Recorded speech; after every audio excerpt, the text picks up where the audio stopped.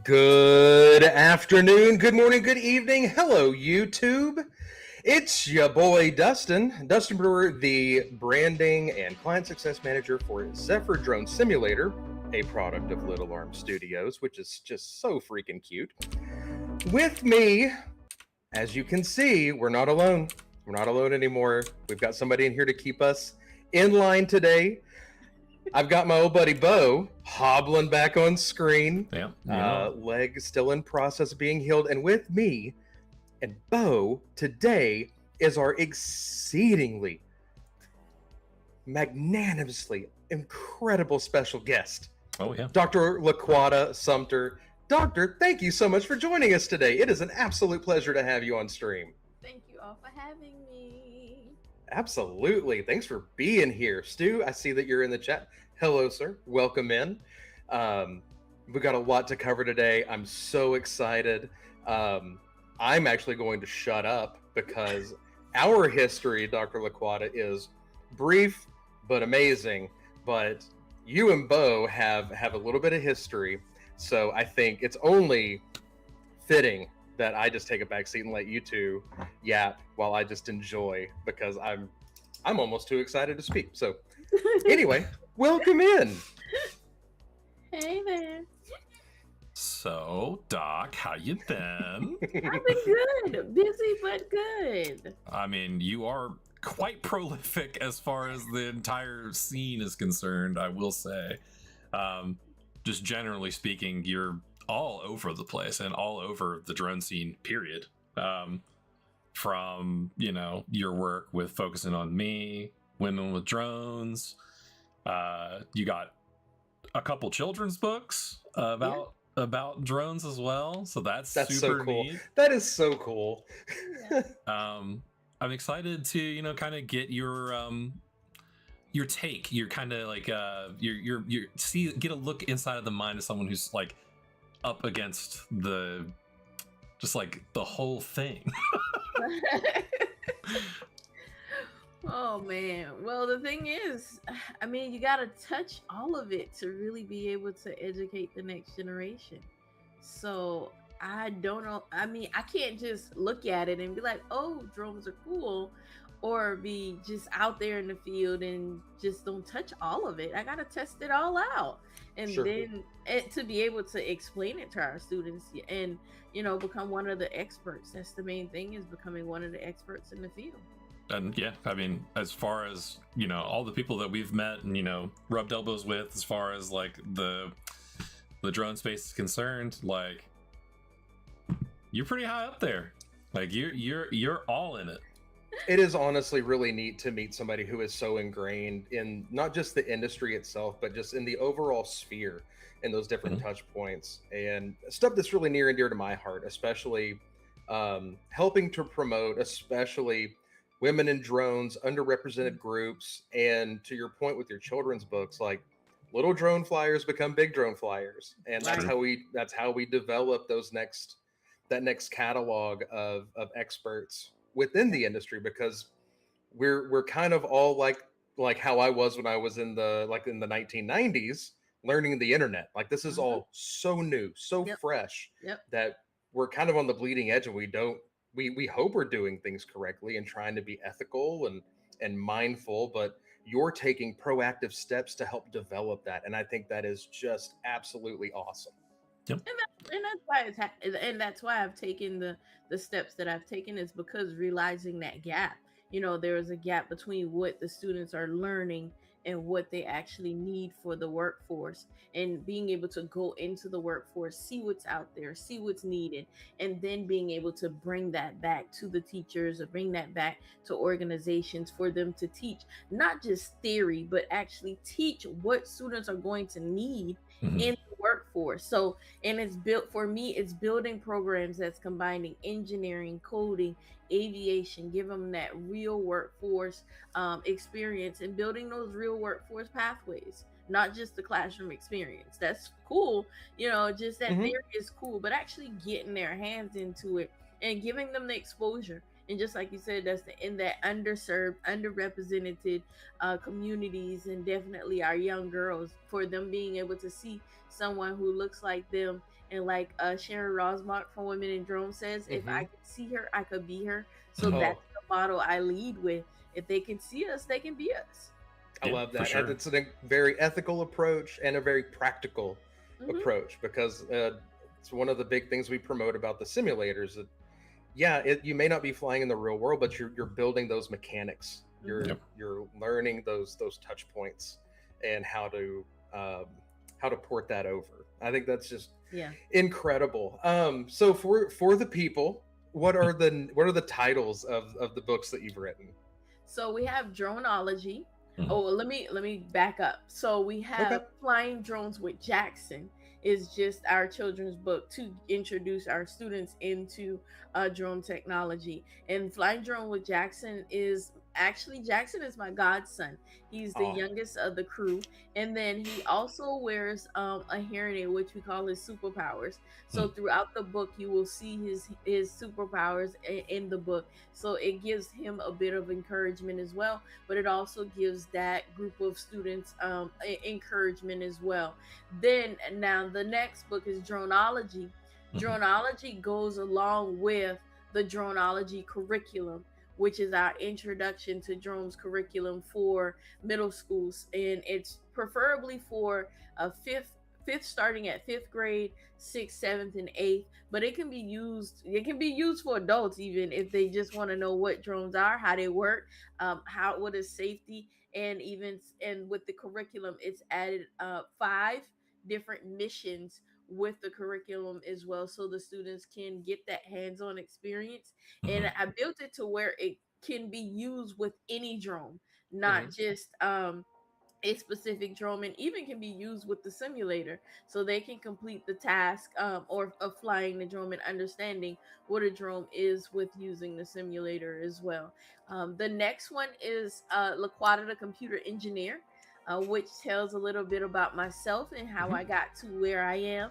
And it also follows the model, if I can see her, I can be her. So that again gives the students a look at someone that looks like them, a female in the engineering, because most young girls aren't taught that they can tear things apart and put them back together. They can break things. Boys do that all the time. Absolutely. But girls, we're more of the no, don't break it. You're elegant, don't touch it. So giving them someone who looks like them, and seeing that from a young age, I've been tearing things apart and putting things back together, and it continues to grow. So those are the books, and then I have different books with the curriculums with Aerocraft, Aero Code, and Aero License as well. That goes with the curriculum. And it's a pathway, just like we say. It's not just throwing the theory out there, but it's building a workforce pathway. Well, I think that's really important to, number one, demystify, and two, break down those barriers and keep it from being gatekeepy. I think, coming from the craft beer industry, you see a lot of these things that are put in place to almost make it gatekeepy, where we're sectioning this off for ourselves, speaking in certain terms and lexicon that's not really applicable to everybody else. But when you strip all that away and let people in, I think that makes for a much more rich community of engagement and again, just inclusivity. So like, that's really cool that you've taken it from what would be considered basics and scaling that up, but making it welcoming for anybody that doesn't really feel like they have the chops to enter into it, or they're scared. Like, fear is such a base emotion for all of us, and when you take that away, that opens up the way for learning. I think that's really cool. It is. Intern Josh says hello, by the way. I wanted to make sure that you do. It's definitely an interesting way to dissolve the barriers of entry. So very fascinating. I would be remiss if I didn't ask the question, because I can't believe I haven't asked this in person before as many times as you and I have kind of talked. But like, how did you end up in this space? Like, I obviously got into it because of my brother, and like our close family friends getting into it. Same thing with Dustin. He kind of got pulled into the tornado that is Zephyr. But like, Zephyr. Willingly, I let go of the handles. But like, what was the pathway like for you to get into like drones in general? Well, I've always been into tech. And as like I said, since 14, I was taking things apart and putting it back together. Built my first computer at 14 from parts from the Goodwill store. I used to hate going to the Goodwill store with my mama. And then one day, my aunt introduced me computers. And one day, I was in there and I saw a computer, and I was like, "Oh!" And so I bought it, but it did not work. So then I ended up started going back with her, and I started getting the bits and pieces and figuring out how do things work, and eventually I got one to work. So I've always been tinkering with things. And I remember my science fair project with the light bulb in the fan and the battery, and I had the light bulb lighting up in the fan spinning, and my mama yells, "Don't you blow up my house." So I've always been a tinkerer. I've always liked tech. But one thing, when I got into drones, it was happenstance, really. But it was me looking for something for my students to do. I was the program chair for electrical and computer engineering at Albany Tech, and I had just went back into the classroom because I was director for online, and that was not. It was fun, but it wasn't fun to me. It wasn't the warm and fuzzy. I didn't get to see the students, touch the students as much. It was more behind the desk, and I was like, "This is not what I want to do." It was fun, but not fulfilling. Yeah, fulfilling, really fulfilling. Yeah. So I went back into the classroom, and at that time, 2018, looking for something for our students to do outside of just the regular robotics, outside of the regular circuitry, Arduino, those type of things. And the two things that came up was AI and drones.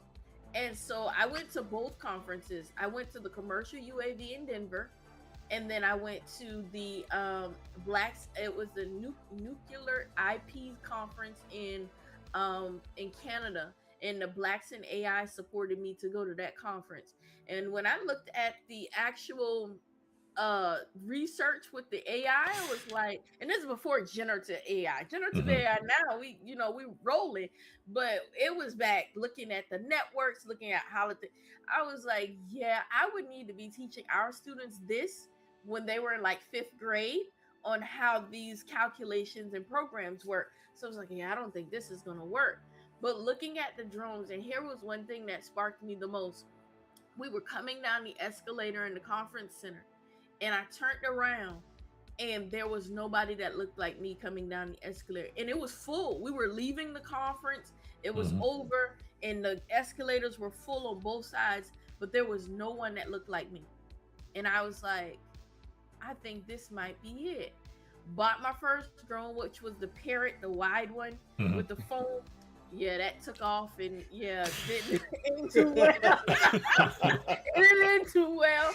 And then I invested in the Mavic 2 Zoom, and started flying, and started getting calls to schools and different organization events to present the drone, and that was becoming the warm and fuzzy. And as it continued on, started seeing the gap that there wasn't much drone education in the K through 12 space. And then our friends like Drone Legends and PCS Adventures, all of them started coming up with the drone curriculum. But what sparked me to start making entry level curriculum for K through 12 and for the schools in the underrepresented communities was that their curriculums were too expensive. A lot of the schools didn't have that funding that they could go and spend $5,000, $6,000 on a drone curriculum, but they just wanted something of a proof of concept to say that we can introduce our students to drones, or we want to show the administration that this is something that the students are interested in. So that's how Flying Drones with Jackson and Droneology came about, because that was the introduction, and it's still an introduction. It gets into the classroom. And so, I mean, this has become fun. It is fun. Students get to see someone that looks like them. People like Sharon Rosmart keeps ringing in my ears that you can do this. Vic Moss, even Greg, Kyle, all of these good folks keep telling me that I can do it, and I believe it because they tell me. Like, so, yeah. and then they start, and they also give me the space and the opportunity to show up. So that, and again, shows the support from all of the different ones in the industry. I will say that we have some good people in the industry that supports me, and like Kara Murphy has supported me since we first started. She will donate when she can. She will put me in places. So that and alone keeps me in this industry and keeps me focused on. We need to continue to push it, continue to get that curriculum to those students, so we can continue to fill the gap of the pipe for that pipeline. Because we got to get once we're gone, who else is going to do this thing? It's true. That's a really good point, and we get asked that a lot. To have the opportunity and privilege to be a voice in the space, I think it gets taken for granted a lot, because we're lucky enough that we feel that we have a duty to try and steer things in the right way, and be a voice of reason, inclusivity, and access. But I think for that to really be impactful, we need to make sure that everybody has the space to also have that voice, and make room for that voice, and make sure that there's a seat at the table for as many people as possible. And you touched on something that I think is really important, and that's price being a barrier to entry. Yep. A lot of folks, especially right now, that's difficult, really difficult. So tearing down those other points of privilege for a lot of people, and opening that up, that's one area that we've been able to help kind of shepherd. Like, it's a business, we have to run a business, and there's a few of us that work for Zephyr, but keeping those prices down and accessible and manageable, especially in the education sector, has been a core tenet. And this is the reason why, these are conversations. They're not easy conversations to have, and especially whenever you want to make a whole bunch of money and everybody goes home happy. But some things are worth the investment in future. And I think that's something that you've really done, is invest in the future, whether it's through sweat equity or intellectual property, or everything in your catalog. And I think that's incredible. Yeah, my mission is simple, expose our students and give them an opportunity to see what exists that they didn't even know existed. Because a lot of them don't even know the opportunities exist. They some know about drones, and they know that they fly, and they believe that they're toys, but they don't even know that there's opportunities and careers. And then this is the entry level to a whole lot of other careers, and it's a tool in a toolbox for a whole lot of other industries. Absolutely. And it's growing at an exponential rate. Like, we can't even keep up with all the applications for drones. Every week I read a set of news segments from like our friends at CUAV News or Drone Life or whatever, and we're seeing where drones are being applied to different agricultural spaces, aerospace, mining, electricity. Like, it's I just saw the mining thing the other day, and I was like, now I gotta go make up a mission on mining so they can know about mining. It's I was gonna say, it's one of to kind of speak towards doing work in the STEM space. We don't do as much as there's a lot that can be done in the STEM space to help out, I will say.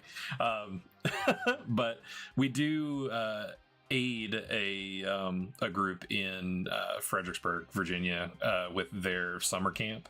They do they put on a summer camp every year at the University of Mary Washington, and it'd be great to have you come down and talk to these kids, because we've had Ime come down and talk to them about a whole bunch of stuff, and I know you've met Ime. Ime's all over the place. It's hard to get around the drone space without talking to Ime. Right. I've met Ime, and I'm barely in the space. But yeah, so I'd love to open that conversation, but doesn't have to be on the call. I'm not trying to put you on the spot. Oh, actually, speaking of news, I do have one special news story that I need to get to. Huge congratulations to our president, CEO, fearless founder, Kyle, on being a dad as of yesterday? Oh, yeah. Yeah. For sure. Yeah, huge shout out to Kyle, Sarah, and the family. Here, everybody's doing well. baby and mom are happy, healthy, everything's going great. So we're thinking about you guys, love you guys, hope everything's, Yeah, hope it's going well. did we get them? Did we get them a little bear? We gotta get the bear. Did we We gotta get it. Oh yeah.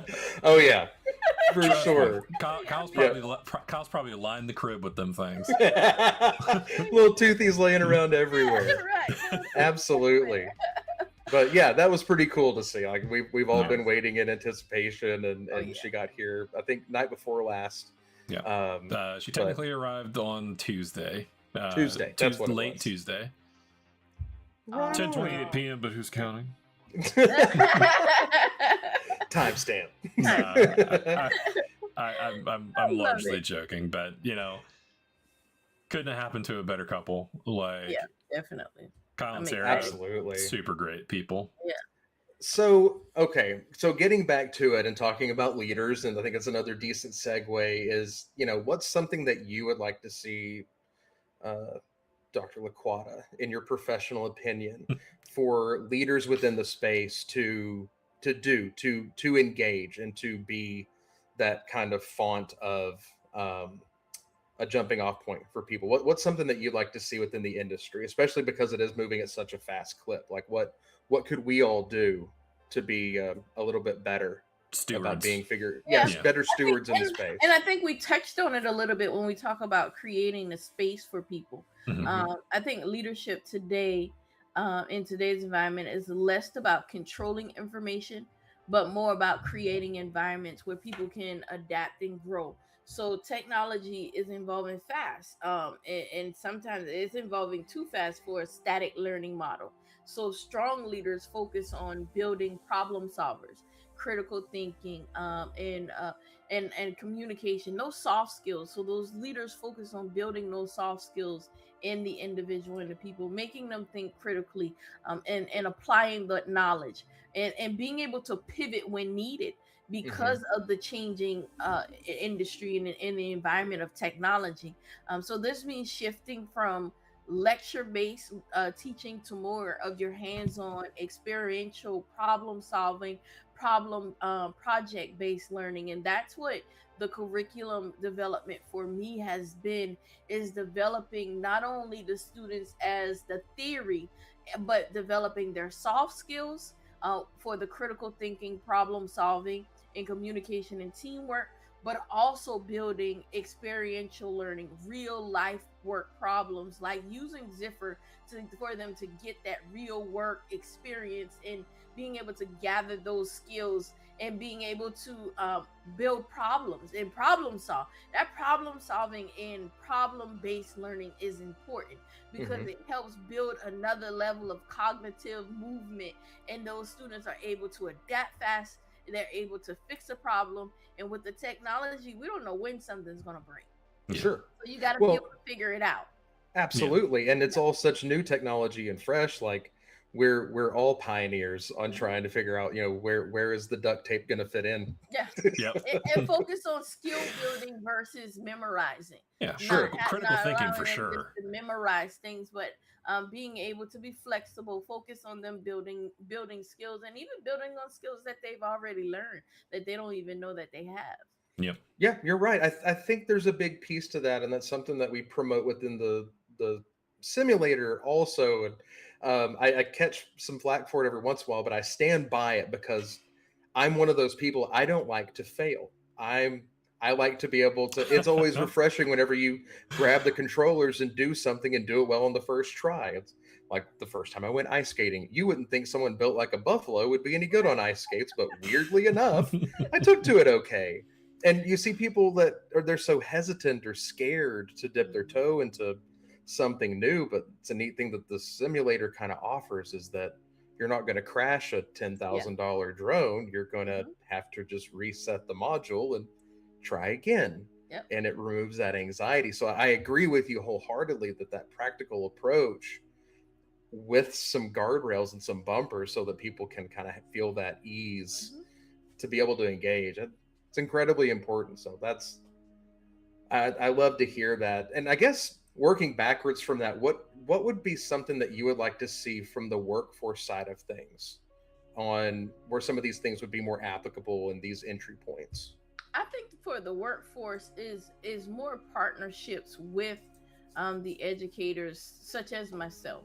Them being able to help us, because just like I said a little at the beginning, where I spend a lot of time here, there, and almost everywhere in the industry, and it's not because my adult ADHD takes off a lot, but but it's because Heard. I need to know what's happening in the industry. I Right. need to know what to prepare our students for Sure. the workforce, and what's continuing to change, what's new, what's hot, what's not. So being able to partner with industry individuals and having them to sit down and almost like an advisory board type meeting and say, this is what's happening in the industry, this is what we're looking for as far as individuals, because I don't think we have a talent shortage. I think we have a training gap. And so with that training gap is there because we don't really know what's happening in the industry, or we don't know what's happening in the workforce, or what's being developed, what's happening in the research and development. We need to know what's happening there in order for us to prepare the students for them to come over and continue your research and development. Bring those products to not just a actual play product, but now bring it to fruition. Bring it out to market for them to actually be able to use the product. So I continue to say it takes more partnerships, and I commend folks like you, like Zephyr and the Zephyr team, Pilot Institute, Influential Drones, those type of groups, and Vic Moss, because you all continue to, hey, what do you need? Hey, this is what we're doing. Hey, this is what's happening. So I get that inside from the ones in the industry like you all. But I think more partnerships like that is definitely important. Yeah, it's one of the things that sets us apart, I feel like, is that we're willing to just meet you where you are. It's kind of like how we don't really know how to serve the energy sector, for example. So we bought a booth space at the Energy Drone and Robotics Show in Houston. We're gonna have a panel, we're gonna like see what we can figure out that they need, and then we're gonna do our best to cater to that. Yeah, it's one of those things where like none of us grow alone. So like, it's a really good point. You know, you gotta foster the friendships, and like the drone space is relatively intimate, even though it is very Wild Westy. But you know, it's like you run into similar people every time you go to the shows. You see a familiar face, you know. It's like you always say hey, you know. Even if that's one thing I did love about CUAV. Incredibly stressed out. Right. I was bouncing off the walls at CUAV, let me tell you. Y'all were lit. Y'all were real lit, but good lit. A good lit. We had fun. It's good energy. You want to talk about stress. Right. That was good energy though. But I agree with what Bo's saying there too, though. Like, it's finding those places where we fit in, and we'll be the first to tell you, like, we are experts at building a simulator, and we're also experts at taking information and synthesizing it. Like, are we experts on all drones? Absolutely not. That would be silly to say so.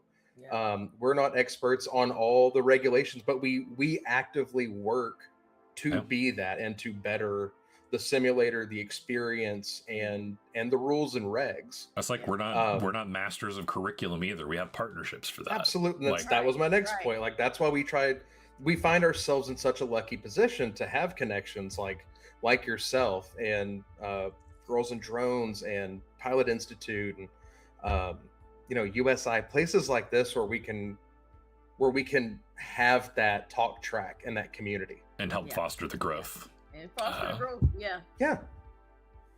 for sure. So what's, you know, industry readiness? That's such a loose term right now, because what is the industry? So what are some areas that you think would be some of the best places that one of our viewers could look to for industry preparedness? Like what's some entry level points that maybe would be wise to start setting sights on now?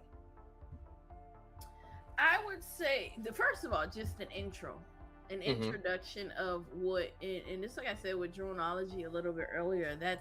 It's an intro book that says what a drone is, how drones work, the safety, and it gives a couple of missions in the curriculum. But Mm-hmm. that's a start, just understanding what the drone is. But then the other question that I typically ask, even educational institutions, is what is your mission? Mhm. What are you trying to what are you trying to do? What is your end goal? Because sometimes you have to actually work backwards to for the start, because you see what the end goal is, and then you work backwards from that end goal to be able to achieve what you're trying to get to the end goal. So I often ask them, are you looking for competition?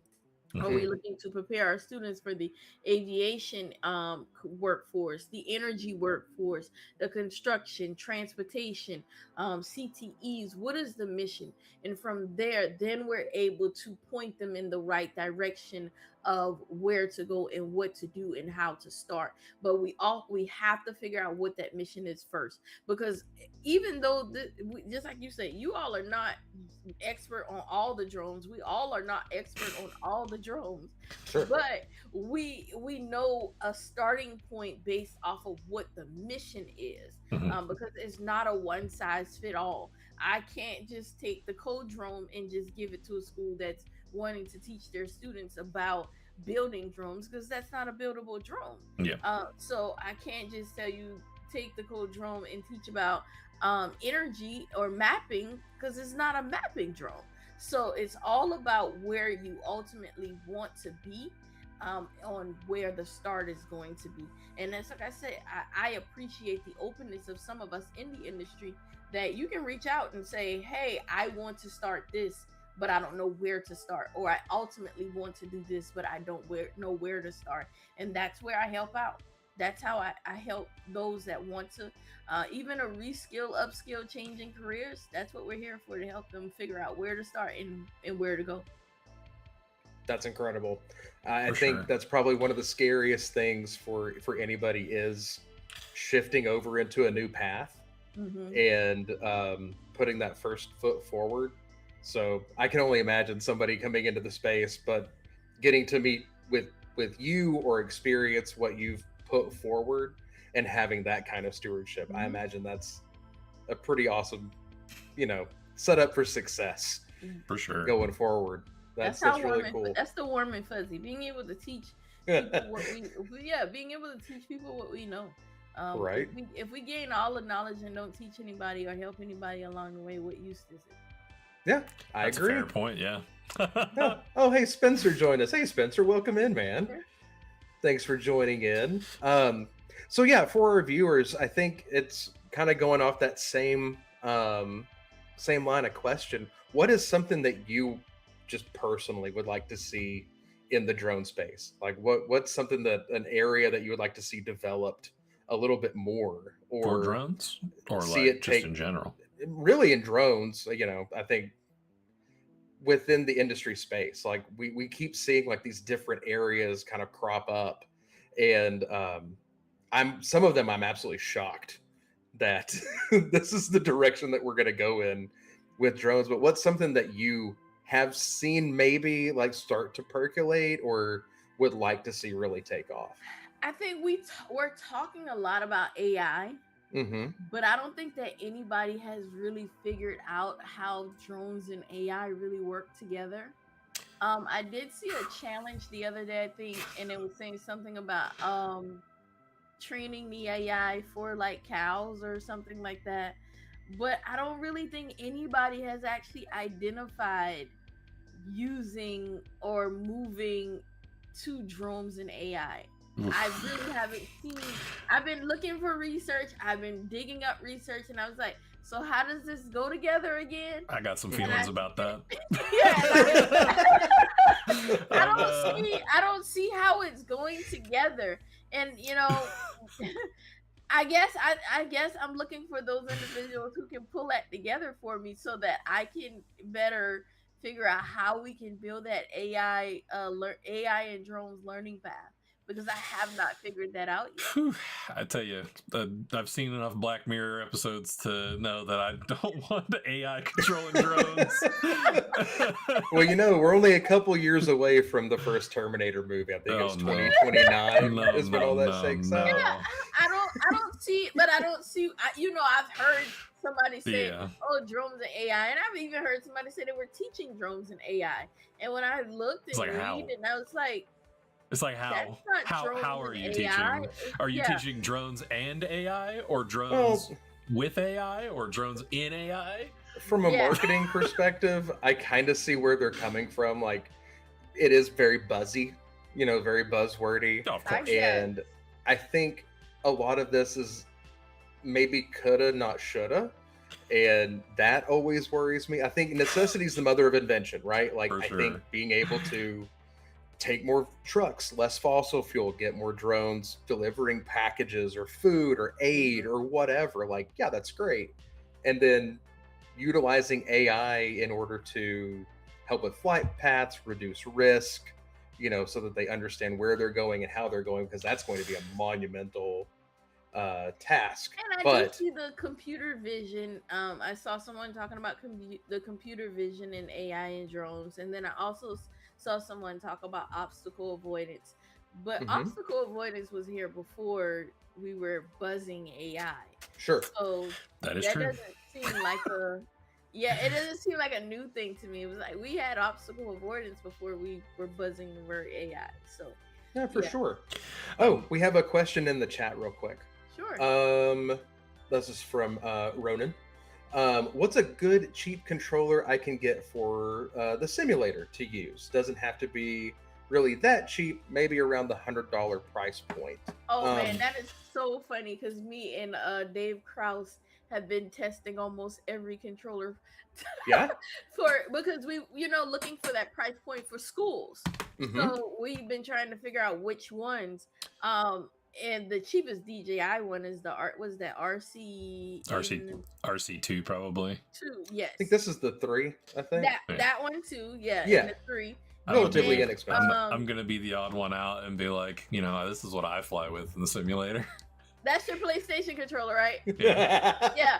But yes, it works. I actually just put mine up from my desk, but I have the Switch controller. My Switch controller works with it. Oh, that's cool. Oh yeah, I was using fun the fact. Switch controller. And this is gonna be my little brainchild. We're kind of as like a little fun thing. My brother is one of the he's the CTO for the company, but like I jokingly mentioned that, you know, during the STEM camp this upcoming year that I want the students to try and fly the simulator on a weird controller. But I'm going to try and get them to fly the simulator on the DK bongos for the Nintendo GameCube, I believe it is. Yeah, I was about to say that's the GameCube, isn't it? The DK bongos. The DK bongos, baby. It's gonna be a dream to reality. I'm gonna tell you. But you know, as long as your computer can reads the controller as a gamepad, it'll work. Right. And then there are also some OpenTX controllers that work, but you have to map them specifically. And like there's a myriad of controllers that work with the simulator. We have a list, I believe a full list. It's a full list, in our wiki. On our wiki, yeah, in the wiki of the ones that we've tried and people that we trust have tried. So. For sure. Yeah, but for the simulator itself. Yeah, I've been using the Switch controller recently, testing that out, and it's been pretty good. Between the Switch controller and that and the RC, I think it's the RC3 that I was using. So that goes the one that goes with the Neo and the whatever one that goes with the Neo. Yeah. So the one that we tested initially was for the Avata, so it was the RC2, and then the RC3. You know, because it uses the same kind of firmware, I assume, works fine. I don't know that I've messed with a Neo. I know it's relatively newer. But Yeah, comparatively. I haven't seen the controller that actually comes with it. But if it's along the same lines and uses the same kind of firmware, it probably will work. Yep. Yeah. But yeah. Perfect. Well, thank you for the question, Ronan. We appreciate that. Hopefully you found an answer in there somewhere. A lot of options. Really. Yeah, there's a lot of options. Sky's kind of the limit, but you should be able to find something around that $100 or less price point that's definitely accessible. And if you do get one and run into a snag, remember our team is always here. Just send us an email, put in a support ticket, then that's what we're here for. We're here you can even message on the socials. Yeah, message us on socials or right here. Again, come on back. Yeah. So no, that's all really. It's to me, it's always refreshing to hear that there's other people in the space that want what we want, which is a realistic and overall positive movement into the future for drones, because I think from what we have definitely seen throughout different kinds of bureaucracy, things can be a little nefarious at times. But knowing that we have so many allies in the space that do want the best for the greater good when it comes to drones, drone safety, drone policy, yeah, that's really, really exciting to see that mindset. Is there any other things that you would put out there for people to help with that mindset and moving forward? Any other advice that you would give to somebody who's thinking about picking up the DJI 3 controller or the DK bongos? You got to reach the sky with the bongos. I think my line has always been for anyone entering tech. My biggest advice is just don't learn, build. Have an open mind. Apply what you're learning as quick as possible, because things are changing as quick as possible. For sure. We see a lot of schools sometimes are behind because they can't make curriculum as fast as the industry is changing. So when you learn it, use it. The people who stand out aren't the ones who know the most. They're the ones who execute consistently. And I have to tell myself that a lot of times, that consistency is the way to go. It's what's going to put things out there. It's what's going to get things out there. And I've noticed people that are consistent are moving forward, and they move forward pretty fast because they have a plan and they have actions and they're consistent with it. And I would also say be comfortable with being uncomfortable. It's okay to be uncomfortable because it changes. Things are growing and changing so rapidly. Growth happens when we're challenged. Because remember that problem-based, project-based learning. When we got to figure things out is when we learn the most. I was talking to a student just the other day, and we were talking about how they gain more knowledge making a C than making an A. Because they had to work hard. They put in more work for that C, and they worked harder to learn the material and understand it. And that's where they gain the most knowledge in making that C. So it's okay to be challenged, and it's okay to not be excellent, and be okay with being normal and learning or gaining the new knowledge that's coming out. But take it and run with it.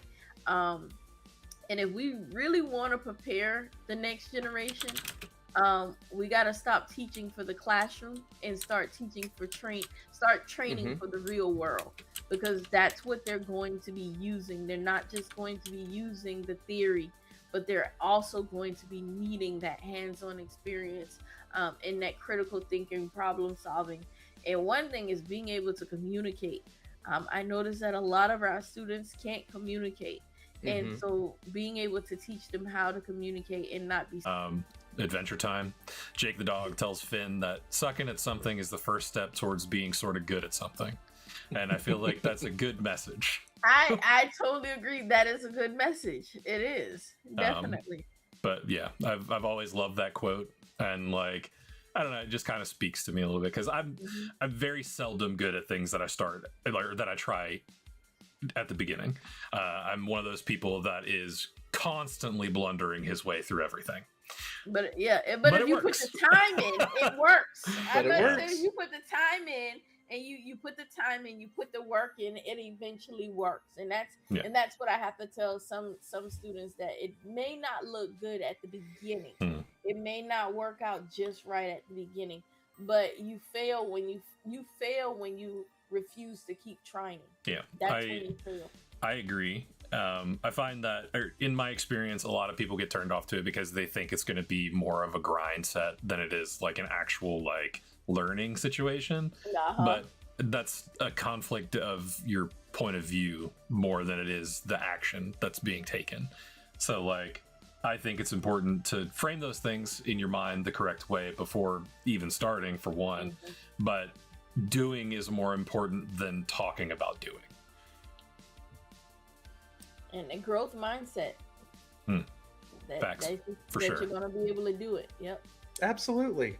Well, Dr. LaQuata, we're coming up on our time. I cannot thank you enough for your wisdom, your conviction, and your part in the space, and honestly, for letting us have you here today. Sure. I appreciate the opportunity. Really appreciate it, you guys.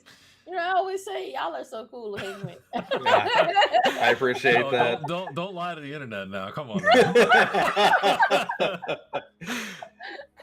But for the people, let them know what you're working on now, like what's coming up, where we can find you, and what we do if we do see you out in the wild.